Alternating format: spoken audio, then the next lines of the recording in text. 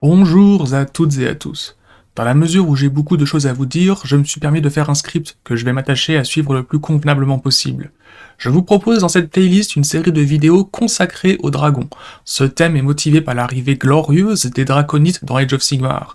Nous avons pour l'instant très peu d'informations à leur sujet, et dans le jeu et le lore de l'univers d'AOS. Et à moins qu'un roman ne sorte à leur sujet, il est peu probable qu'on ait plus donné à leur sujet que ce qui est déjà présent dans l'actuel livre d'armée des Organes Éternels. Faut que je reste collé à mon script parce que je viens déjà de me répéter 2 fois sur le sujet. Néanmoins, je vais me permettre de profiter de ce vide de lore pour vous proposer une vision de ce que pourraient être les dragons dans l'univers d'AOS. Les vidéos à venir seront donc à prendre sur le thème de la fanfiction. Avant toute chose, il nous faut définir le type de créature que l'on désigne par le terme dragon. Les dragons sont une famille d'espèces dont l'une d'entre elles est le dragon au sens propre, tel qu'on l'entend en termes conversationnels humains. Un saurien géant avec une paire d'ailes et 2 paires de pattes. Il y a un débat qui n'existe que les historiens à elfes et les fanatiques de Dracossion en Azyr, qui est de savoir quelle est ou sont les origines des espèces de draconites. Une théorie assez populaire en Ish voudrait que les dragons, au sens général, soient toutes issus d'une espèce ancestrale hexapode, un saurien primordial, antédiluvien, une créature aussi vieille et fondamentale que les plans élémentaires, ce qui ferait du dragon Dracossion son descendant au même titre que n'importe lequel des dragons sauvages ayant ravagé les royaumes mortels depuis toujours. Ne nous voilons pas la face, cette théorie est difficilement prouvable, à part par le dieu du chaos Tsench ou par Dracossion lui-même. Mais qui ferait confiance aux allégeances du dieu de la tromperie? Et Dracossion, qui n'est pas un être très prolixe, ne s'est jamais exprimé sur ses origines.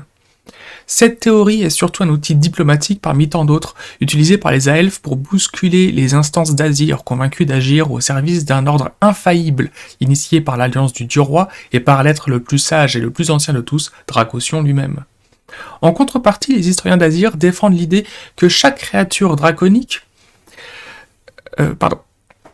En contrepartie, les historiens d'Azyr défendent l'idée que chaque créature draconique est issue de son propre royaume mortel, et que le fait que l'on trouve les mêmes espèces dans différents royaumes mortels est dû à des déplacements inopinés des bêtes durant l'ère du chaos, où certaines portes du royaume étaient laissées sans surveillance.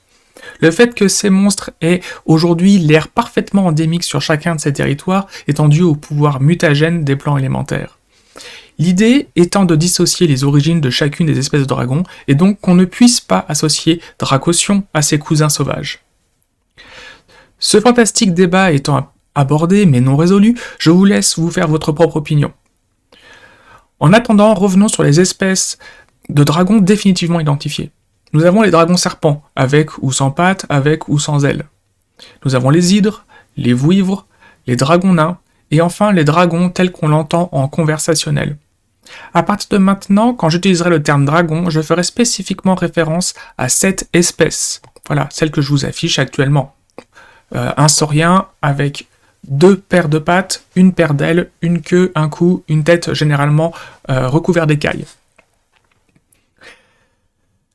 La série de vidéos à venir va donc prioriser la description de ces sous-espèces de dragons et de chacune des races de dragons qu'elle contient.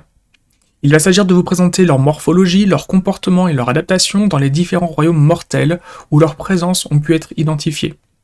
Je vais me permettre d'introduire chacune de ces sous-espèces de dragons, des plus courantes aux plus rares. Ainsi, nous différencions déjà les dragons de terre, les dragons de feu, les dragons d'eau et enfin les dragons d'air.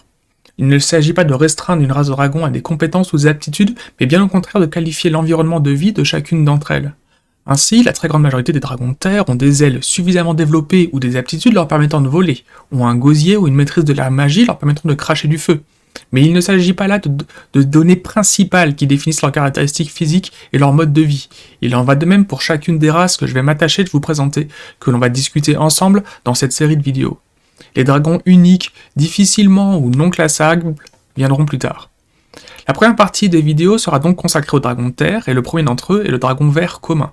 J'utiliserai les figurines de Krondys et de Karazai pour vous présenter ce que donnent les différentes robes et schémas de couleurs possibles pour chacune de ces races de dragons.